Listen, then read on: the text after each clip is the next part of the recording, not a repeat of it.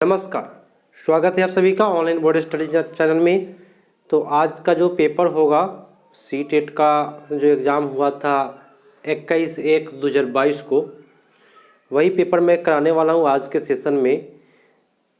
Online exam जो हुआ था और मेरे यहाँ जितने भी लोग जुड़ते हैं उनका कल्याण हो जाता है।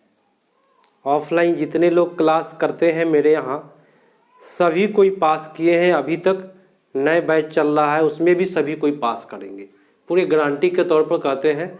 बस नए बैच वाले को मैं कहना चाह रहा हूँ, जितने लोग लाइव में जुड़ रहे हैं सभी कोई मेरे आदेश के अनुसार चलिएगा। जो भी टारगेट हम दें उसको पूरा करिएगा, गारंटी के तौर पर आप लोग निकलिएगा मेरे यहाँ से। और जो लोग ऑनलाइन जुड़ रहे हैं उनको भी मैं कहना चाह रहा हूँ कि रेगुलर आप 8-11 बजे दिन में जोड़ने का कोशिश ज़रूर करें और अपने साथियों को भी जोड़े जो लोग ऑनलाइन से दूर दूर से जुड़ते हैं, उनको बताना चाहता हूँ मैं। तो चलिए शुरू करते हैं आज का सेशन। सेशन में फर्स्ट क्वेश्चन है कि बाल विकास के सिद्धांत के संदर्भ में निम्नलिखित में कौन सा कथन सही है। बाल विकास में कौन सा कथन सही है? तो विकास शरीर के केंद्रीय भाग से बाहर भाग की तरफ होता है। थोड़ा सा रुकिएगा, चलिए बाहर से थोड़ा सा साउंड आ रहा था जिसके वजह से रोकना पड़ा। देखिएगा क्या कहा जा रहा है यहाँ पे कि विकास जो है वह शरीर के केंद्रीय भाग से बाहर भाग की होता है।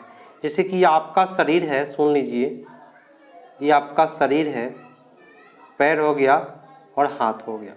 केंद्रीय भाग यह हुआ, तो केंद्र भाग से हाथ की ओर, केंद्र भाग से पैर की ओर अगर विकास हो रहा है तो उसको अधोगामी कहते हैं। क्या कहते हैं?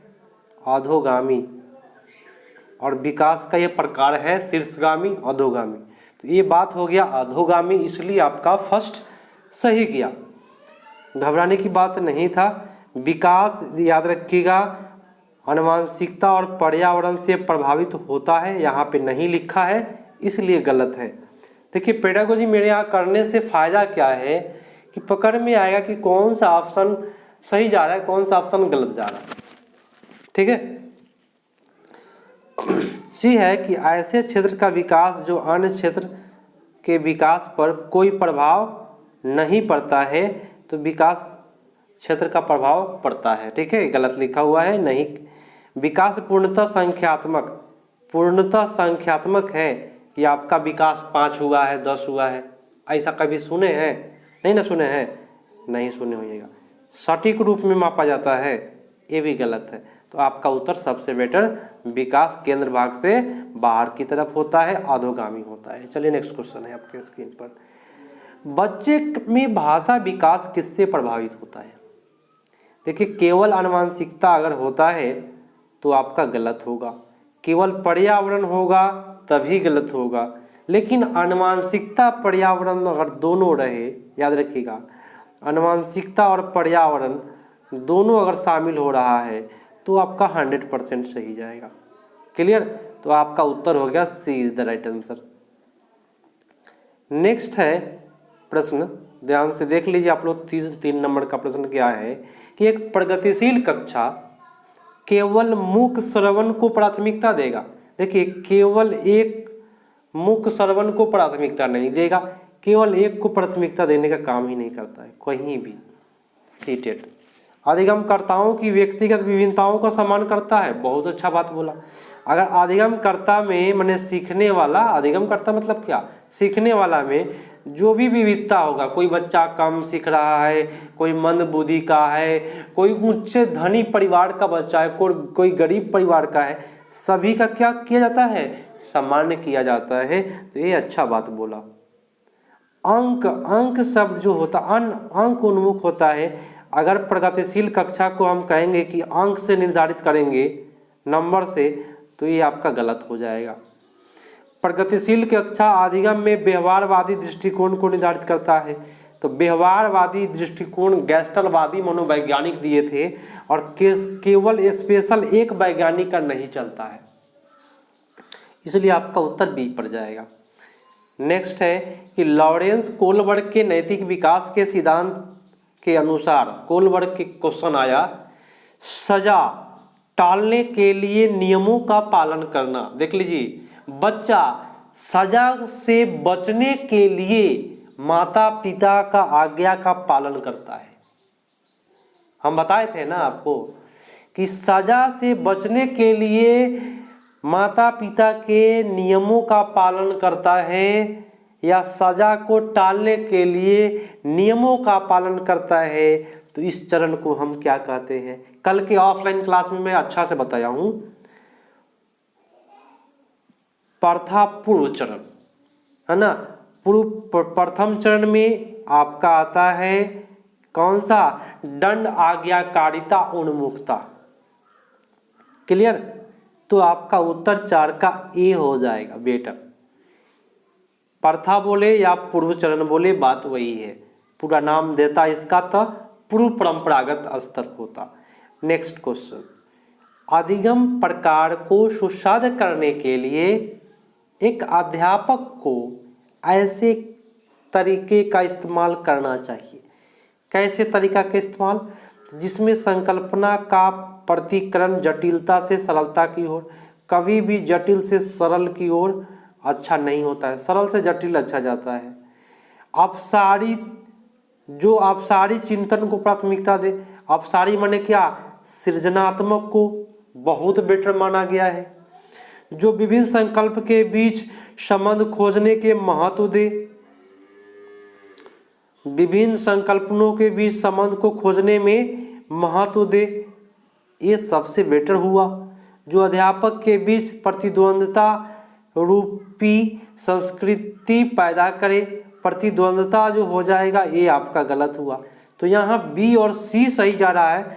अगर ये कूट रहता तो बेटर होता, लेकिन कूट नहीं है, जिसके वजह से सबसे बेटर जो विभिन्न संकल्पनाओं के बीच संबंधों को खोजने को महत्व दे। आप कहेगा आप सारी चिंतन क्यों नहीं हुआ, तो आप सारी चिंतन इसी में हो जाएगा जब वह विभिन्न संकल्पना को खोजेगा।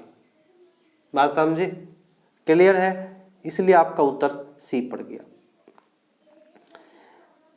नेक्स्ट क्वेश्चन है कि लेव वाइगोस्की का सिद्धांत मुख्यतः करता है। देखिए, वाइगोस्की साहब का अगर कहीं भी क्वेश्चन आता है, या तो सामाजिक आएगा नहीं तो सांस्कृतिक आएगा।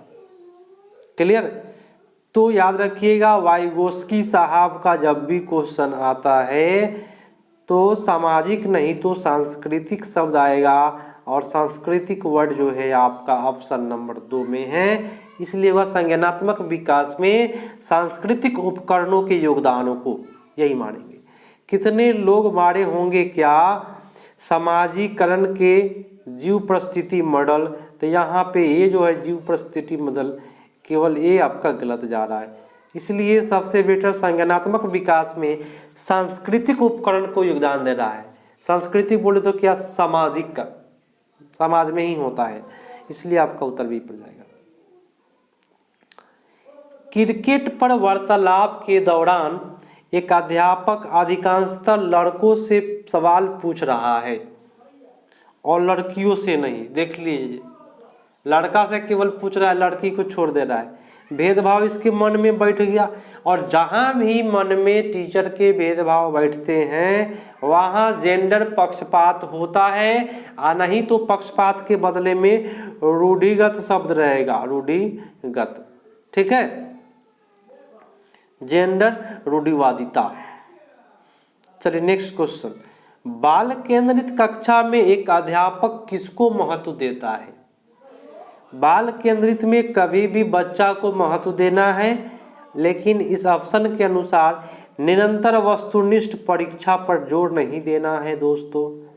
ठीक है, ज्ञान की सक्रिय संरचना, यहाँ पे बहुत बेटर बात बोला सक्रिय, अगर निष्क्रिय रहता तो ये भी गया रहता काम से। किसी भी तरह के पाठ्यक्रम के समापन को, किसी भी तरह के पाठ्यक्रम को आप खत्म कर दीजिएगा, पढ़ाई कुछ और पाठ्यक्रम समाप्त कर रहे हैं कुछ और, तो ये भी गलत हुआ।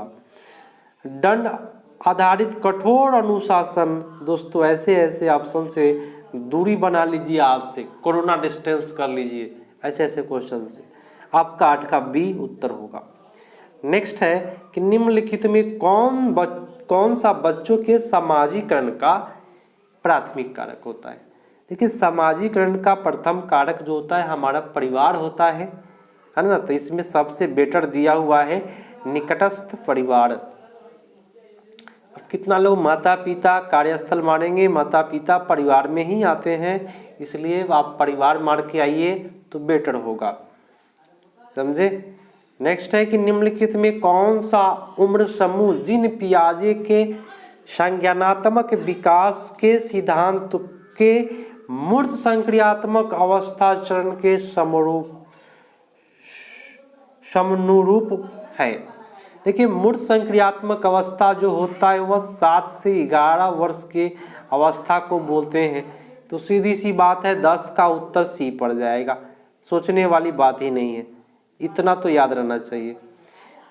आप एक अध्यापक हैं, हम बोल रहे हैं कि आप एक क्या है, अध्यापक है जो विश्वास करता है कि बच्चे विभिन्न गलतियों और अलग अलग तरीके से सीखते हैं। बहुत अच्छी बात है, गलती से भी सीखता है।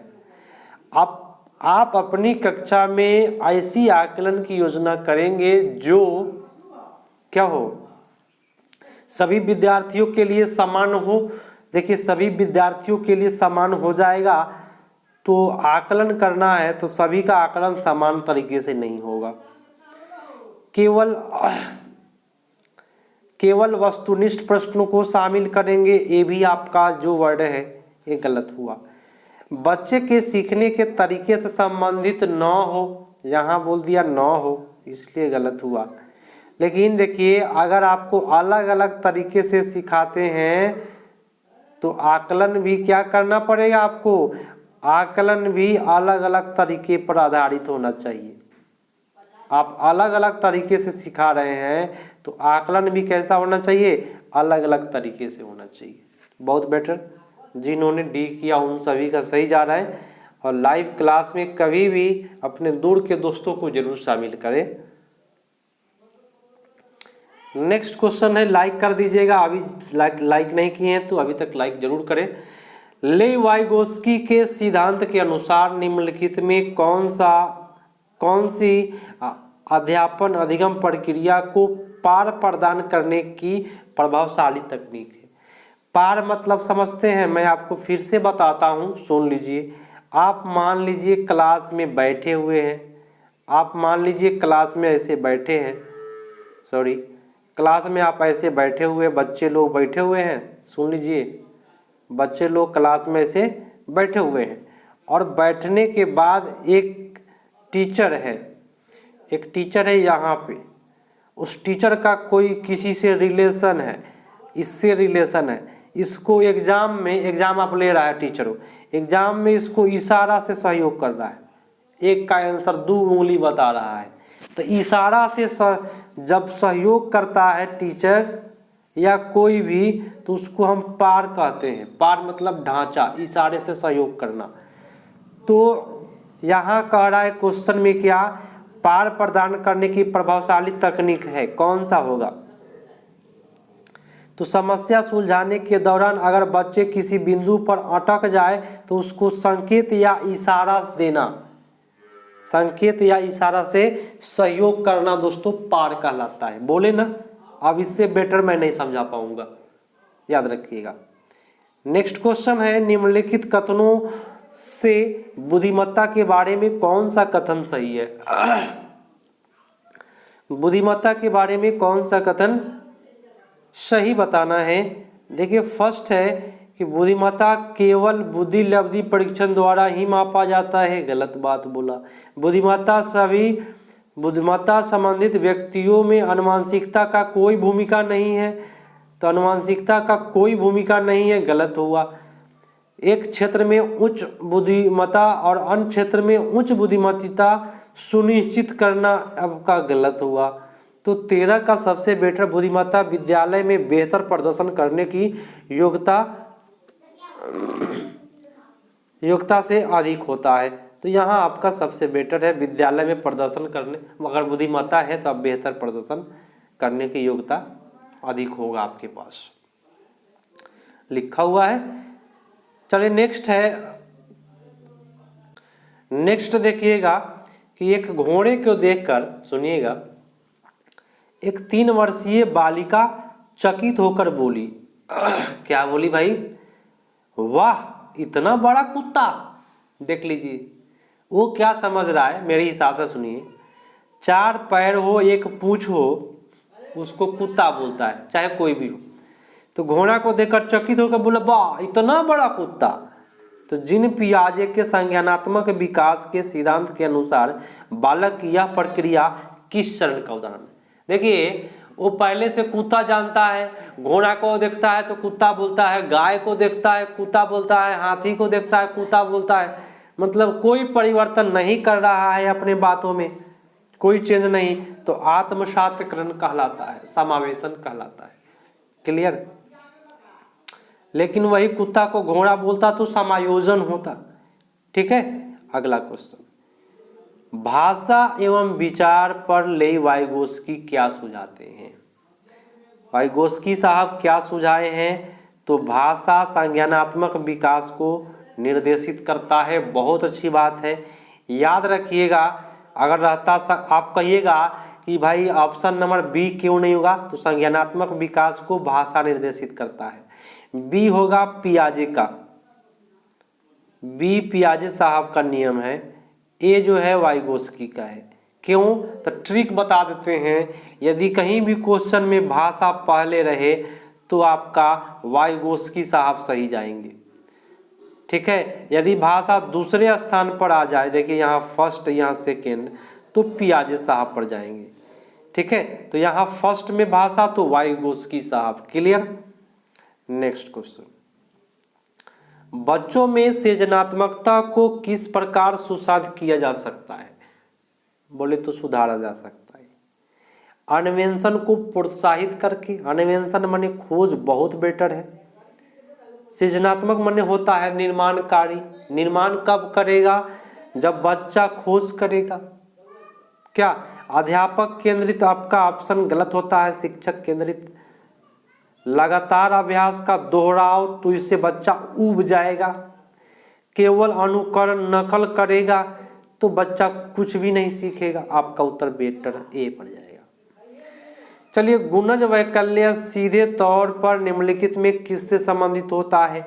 गुणज वैकल्य बोले तो गणित में परेशानी हो रहा है किसी बच्चा को, तो हम यही मारेंगे, गणितीय संकल्पनाओं अधिगम में कठिनाई अनुभव कर रहा है। क्लियर होगा ना भाई? अच्छा क्वेश्चन है ना? क्या हुआ? Not space. ओहो,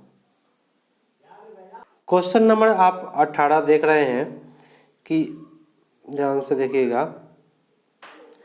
शिक्षा का अधिकार अधिनियम 2009 के अंतर्गत निजी विद्यालयों में आर्थिक रूप से कमजोर वर्ग के विद्यार्थियों के दाखिले हेतु सीटों के आरक्षण का प्रावधान है। इस छात्रों के सफल समावेशन हेतु एक अध्यापक को किस तरह के शिक्षण शास्त्र का इस्तेमाल करना चाहिए? ऑप्शन है आपका, किस तरह से इस्तेमाल करना चाहिए?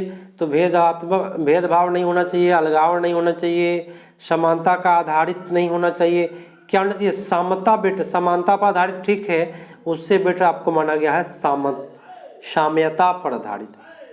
सबसे बेटर इसको माना गया है, सीटूट इसको बेटर मानना है आजकल। ठीक है, नेक्स्ट है, एक समावेशी कक्षा में सूचना को किस प्रकार से प्रस्तुत करना चाहिए? तो केवल शाब्दिक रूप में नहीं, दृश्य रूप में केवल नहीं, मौखिक रूप में नहीं, बहुल रूप में क्या करना है? प्रस्तुत करना है। सबसे बेटर जाएगा। थोड़ा सा फास्ट हम करा रहे हैं, मोबाइल में जो स्पेस है वो ख़त्म हो चुका है। तो क्वेश्चन है कि शिक्षा की समकालीन नीतियों के अनुसार दिव्यांग बच्चों की शिक्षा के लिए कौन सा मॉडल सुझाया गया?